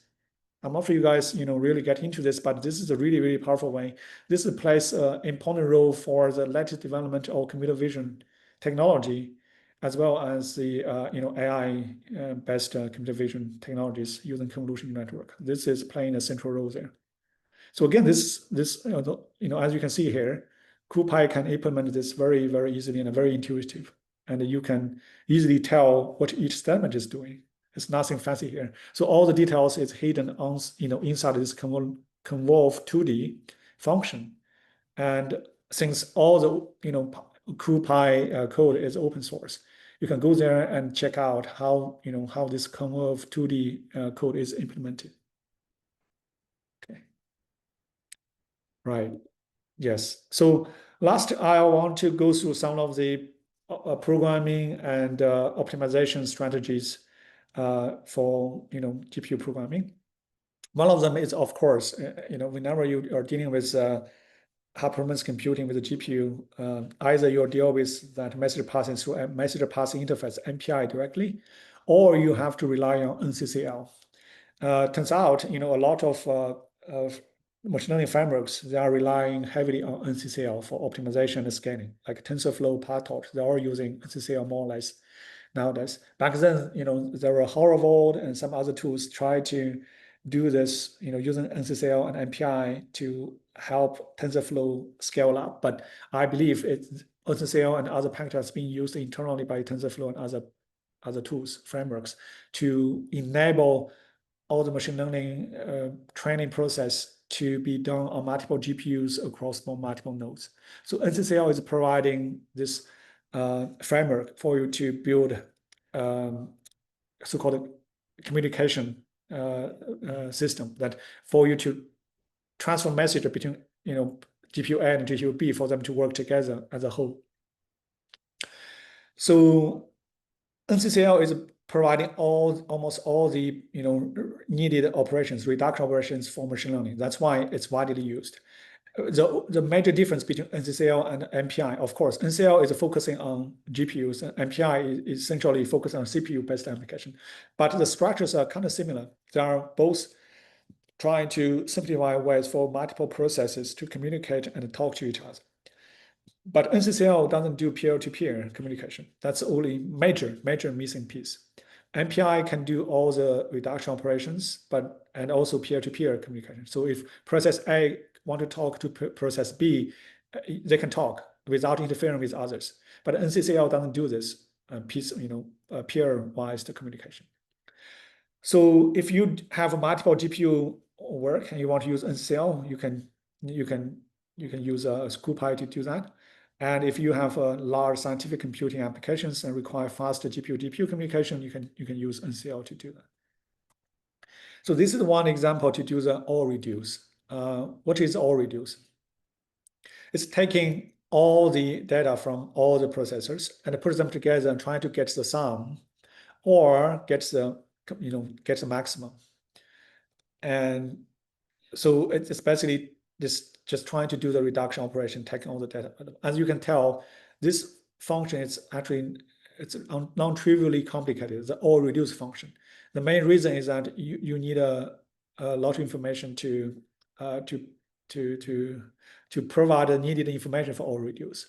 So I'll refer everyone just to this NCCL library, which is the library provided by NVIDIA as a C library, and the CuPy, as since the CuPy is trying to implement NumPy and SciPy on top of CUDA, it's necessary for it to provide a runtime library for CUDA as well. So this is like an extra thing that CuPy is providing through its wrapper around the CUDA itself. Okay, so it's not something that CuPy is intended to do because it's needed to use CUDA through its web-based through its Python-based interface. So it's providing this as I would say, like a side product for the developers.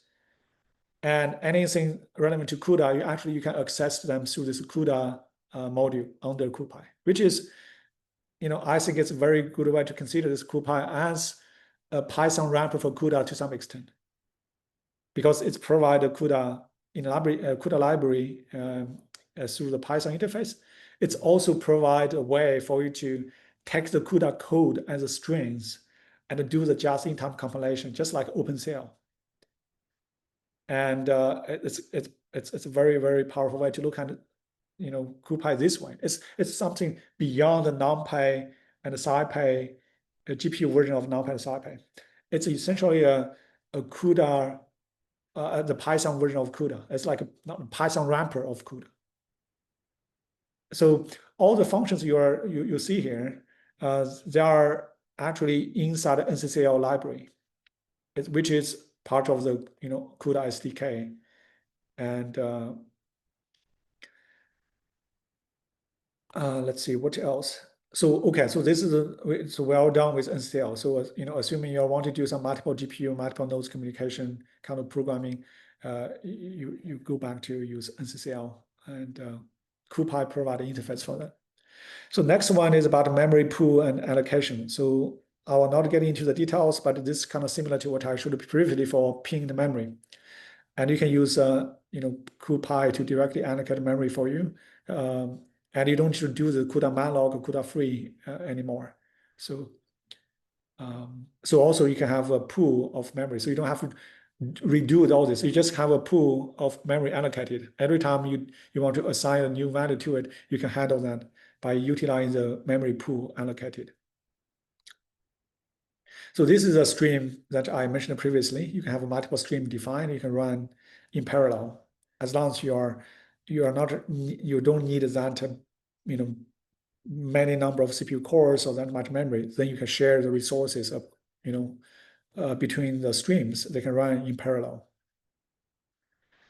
And when you try to do the timing, when you do any benchmarking, you needed to use a timing library, and there is a time library in CPUs, and also CUDA has this timing library, and CuPy in wrapper.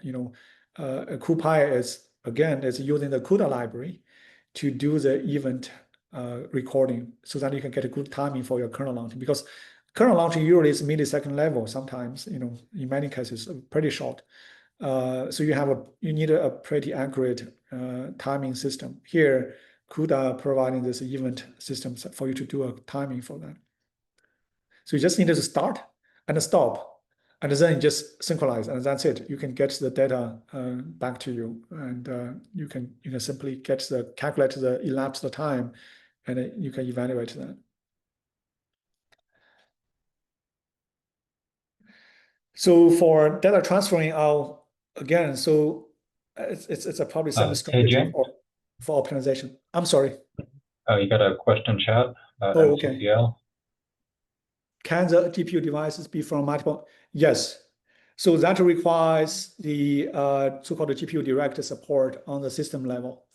If you don't have that, NCL is not able to handle that communication properly. And it's designed, it has optimized to do multiple GPUs in one node. But it can handle multiple nodes with certain support. You have to have, how NCCL relies on NPI for multi-nodes communication. And your NPI, if it's GPU enabled, it can give you the maximum performance, but you still need to NPI to manage that. And NCCL manages multiple nodes through NPI. So itself doesn't do the multi-nodes data sharing and communication. It relies on NPI. But if you just say NCCL, it works best if you do the multiple GPUs in one node without NPI, that will work perfectly fine. But if you do multiple nodes, it needs an NPI library. Yes. Let's see what's next. So the data, the transfer patterns, other things. So this is essentially the same thing I have been emphasizing multiple times. Reduce the data transfer as much as possible. Focusing on the computation and trying to maximize the computing, because GPU is good at computing, not good at handling all the other complicated logics. If you have any logics, handling that on the CPU, and just let the GPU do the simple computation. That will be the most efficient way to use GPUs. So there are also providing, again, this is like a CUDA runtimes. You can get device, other things. You can get device properties and get device computing companies. All these are CUDA libraries, runtime library function calls. You can directly have access to them through the CuPy interface. So again, these are some strategies. I already mentioned this multiple times. I'll not get into details. So, and this one is mostly about synchronization across multiple things, multiple streams. It's the same strategy we talked previously. If you want to, do the parallel programming, parallel processing across multiple kernels, and you can use a stream. That's the most effective way for you to handle all your computation. You can overlay your computations. You can overlay your communication. Here I mean the data transfer with your computation. And benchmarking with CuPy is also very, very good. I like this feature pretty much. So all you need to do is just to call a benchmark function, just how beautiful it is. For those of you who have struggling to do the benchmark, you can take a look at the implementation in the CuPy to see how they implement it. It's a very, very effective way to do the benchmarking so that you can see the results quickly. And the kernel fusion and kernel launching, all these are some more details. If you have multiple smaller kernels, it's a good practice to merge them together, put them into one big kernel. And also the launch overhead, every time you launch a kernel, it will take some time for the launcher to rearrange your function pointers and make sure, prepare all the argument list, make sure that copying data to the right location. And that takes some time. That's overhead for kernel launching. So if you can minimize the number of kernel launching, and that will, of course, give you some extra benefit. And also for bandwidth and computer bound analysis, you need to do to see if how much memory you're transferring. All this could be done with NVIDIA Insight debugger and profiler, and that could be used to do all this. But if you are new to NVIDIA CUDA development toolkit, you probably want to take a look at some other tools that NVIDIA is providing. This can all be analyzed based on this graphical user interface that they're providing called Insight, which is a very powerful way to do that. And stream concurrency overlapping, that's something I already talked about. I'll just leave it here as a reference for you all to look at it. So lastly, I just want to show you all this convolution pipeline. That's something we already did. It's just the same code I showed previously, but written it in a step-by-step manner. So assuming you're doing something similar, you can follow similar steps. Okay. So the code is here. It's preparing the data, and then you either copy the data, or if you have data already on the GPU, is the best. If not, you copy the data over and do the processing. And then you can do the convolution over time, and then exactly the same piece of code. And that part of the code is the part that I want you all to copy paste to the terminal to try that out. But this could be in your Python code you can launch, you can run in the backend if you have many files to process. So with that, I think we're almost, it's perfect time, right? We have until 4, right? I'm sorry, I rushed a little bit towards the end, but again, we have also the survey link to the end. I'll share this new slide with everyone. I copy paste link to you all. And also George can help to share the latest slides. I made some changes probably just a moment ago, before the shortcode started. So we talk about how to use CuPy on our system, but in many cases, if you want to run it on your own computer, you need to be able to install them. On CuPy website, you can find a lot of instruction about how to install it. On their front page, they have the home page. They have this instruction how about to do the pip install, to install the CuPy. But you needed to make sure that you needed to have the right version of the CUDA libraries installed. Before you can do that, you won't be able to install CuPy. There will be errors about dependency requirements, etc. So just be careful. You need to get the CUDA toolkit right there. And these are the quick start that I just copy pasted from the CuPy website. Okay. So there are many other operations that I'll not get into details. I put them here on the in the appendix section, and you all can just look into that. As I mentioned here, you can have the full CUDA code written here, and then you can use CuPy to do the just-in-time compilation, and it will be much efficient than just doing all this in the CUDA-based Python version. So it's kind of like many years ago when you have a C code. Some people prefer to write assembly language inside C code. You can inline your assembly language code inside C code. So for certain applications, that will be much more efficient than just writing C code version. The same here for the CuPy.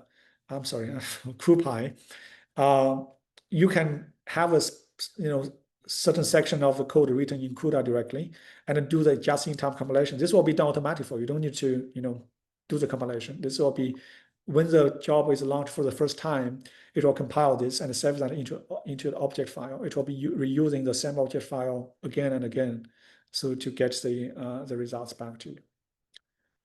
So I noticed there's a question here. No, that's the thing I mentioned at the very beginning.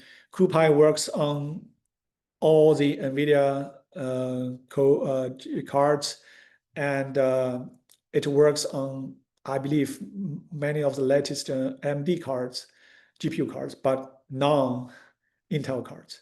But as you know, NVIDIA and Intel, they are collaborating, right? So who knows? In the near future, maybe. But Intel has their own one API system, so they are pushing hard on their end. So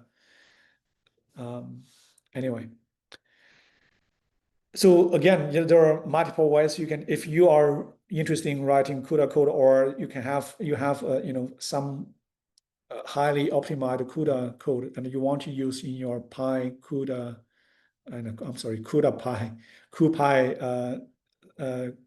script. This is a way to use it, and this will be a recommended way to use it actually.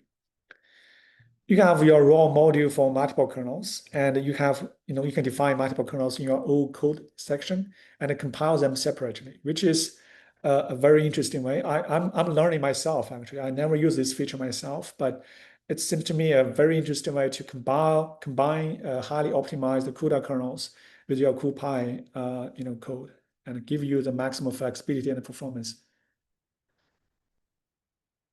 That's a good question. I think one API is probably the same, but someone can correct me. I haven't looked into the Intel APIs myself, but yes, take a look and get back to us if you notice anything that you needed to install, and we can install some software on our system. Yeah.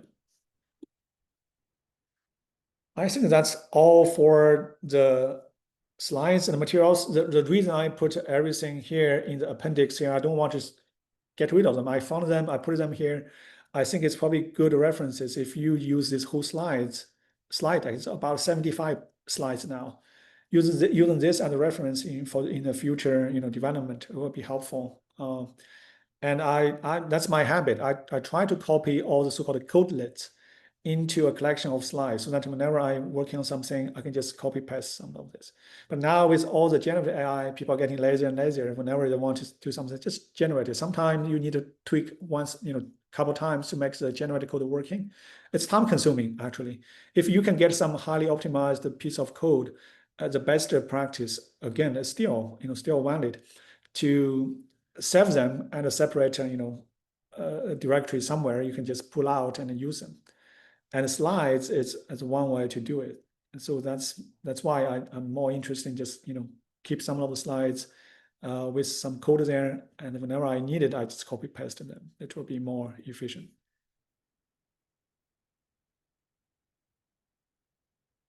Yes, so yes, we'll post this on YouTube, and also the slides will be shared with everyone. I do have I'm going to put this on GitHub because I spent some time to get all the slides ready. I think it's good to share this widely, and I'll hopefully after I get this on GitHub, I'll share this with Josh, and he can share with everyone. Register for the workshop. So that's all for the slides. But again, since we needed to do something here, so I want you all just to, if you have time, you can stay around and try to just copy paste some of the Python script to your terminal and try things out on this node. So in the future, after you get familiar with the system, you can start putting everything into script, like what I showed here. You can put all the script into Python script, and then you can submit a job and run those script in the backend. Let me go back to, sorry.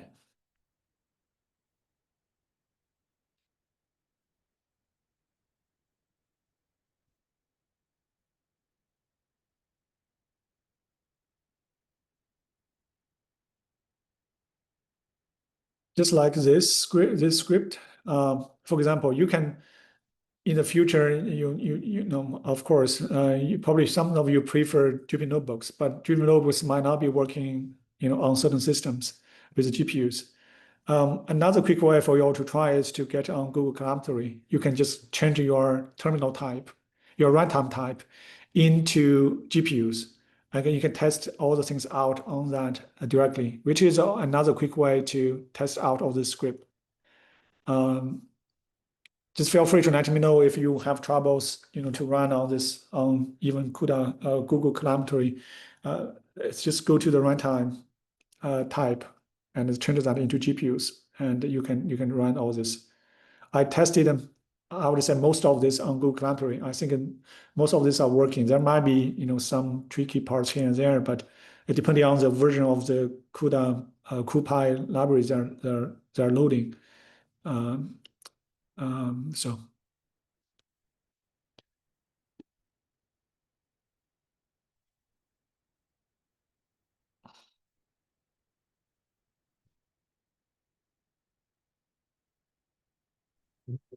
So any questions? How does something like CuPy differ from like PyTorch or TensorFlow? I guess just the Yes, so PyTorch and TensorFlow, those are frameworks for developing neural networks.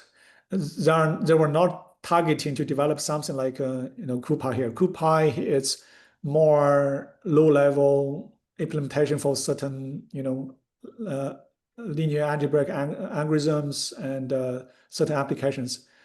but PyTorch and TensorFlow, they are more high level, targeting specific applications. For example, neural network building and training and all the other stuff.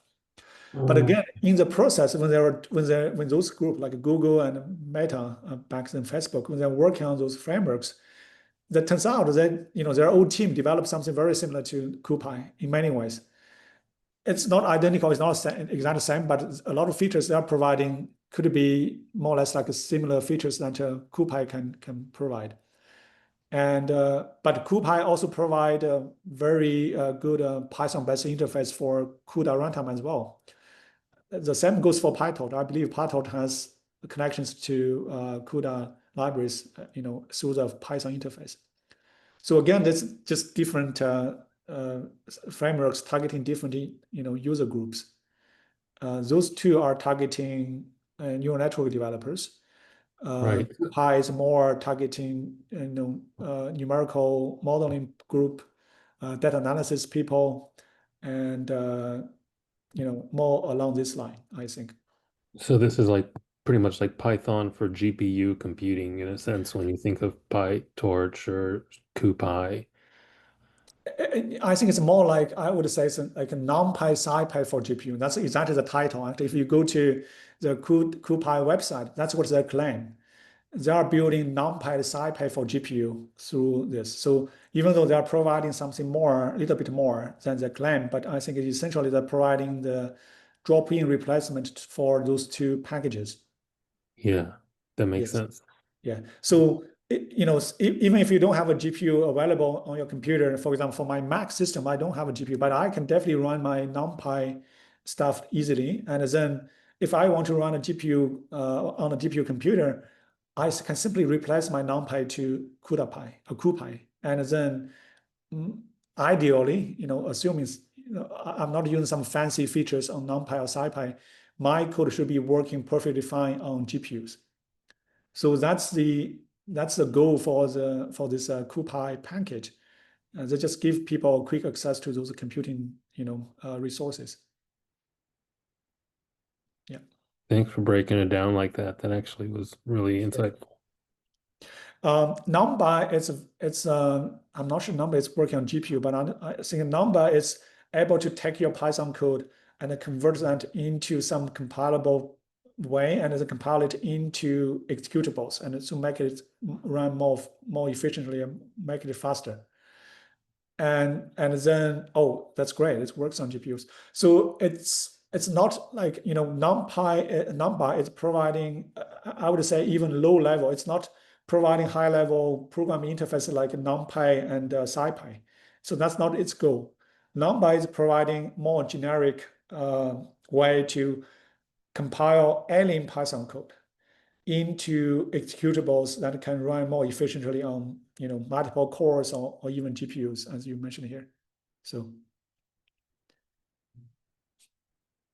but the just-in-time compilation, it's something that NumPy was really good at. I think that's the first one I know that in the Python community that was starting doing that.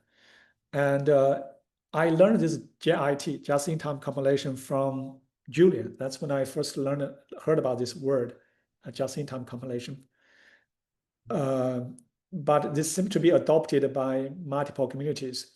And OpenCL is doing exactly the same thing like what we showed here with CuPy. So OpenCL is essentially any kernel you write in OpenCL is essentially a string. That string is essentially a piece of code that, a function that you want the system, OpenCL runtime, to load it, compile it, and run it. So it's very similar to the one I showed towards the end. When you try to develop your own kernel through CUDA, actually you are just putting your code in as a piece of string inside the double quotes, and then you can compile it and run it in time. And with that method, you can actually generate the code depending on the template you're using. So you can generate the code and enable the just-in-time compilation so you can get maximum performance for certain applications. It's what people are doing.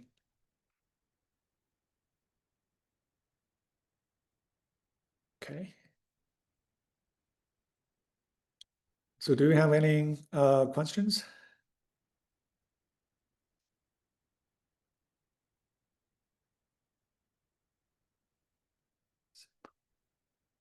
It's much less time, much less than CUDA. I can tell you, I'm teaching a CUDA course, a full semester long course, to do something like here, like 2 or 3 lines can do.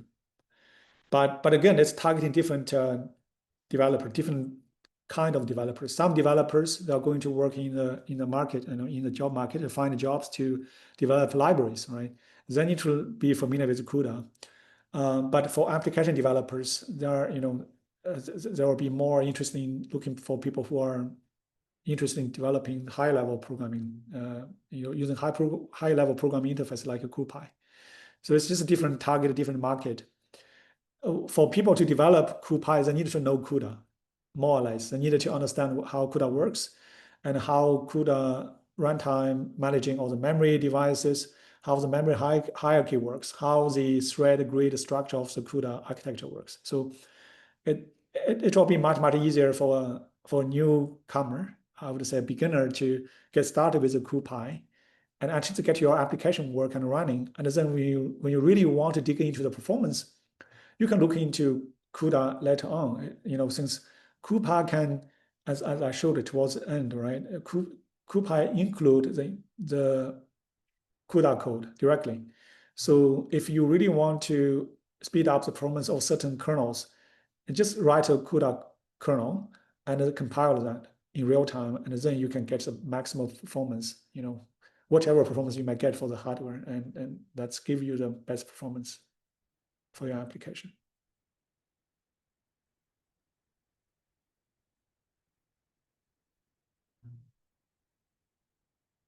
So again, CuPy first and CUDA next.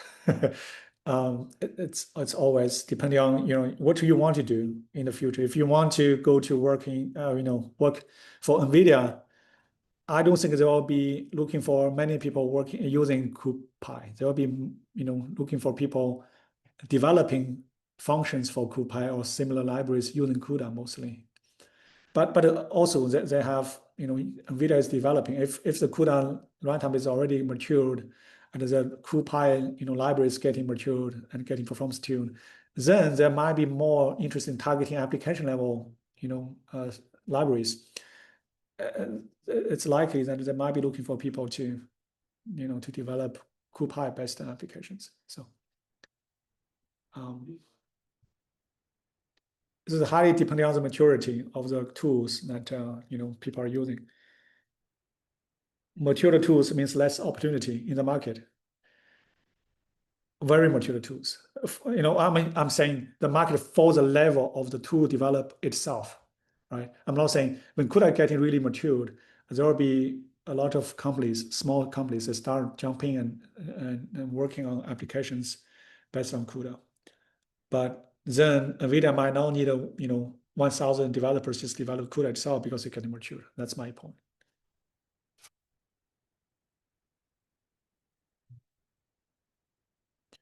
Okay, if we don't have any questions, let's call it a day. And we have probably 12 minutes saved for everyone.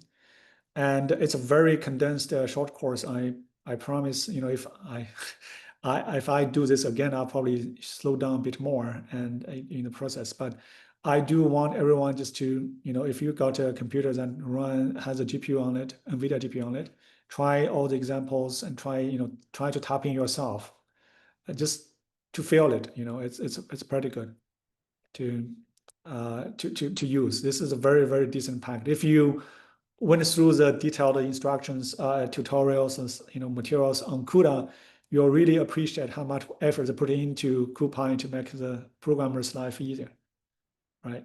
So, okay, thank you all so much. And I'll share the slides with George, and George can share with everyone. And we'll see you all again next time.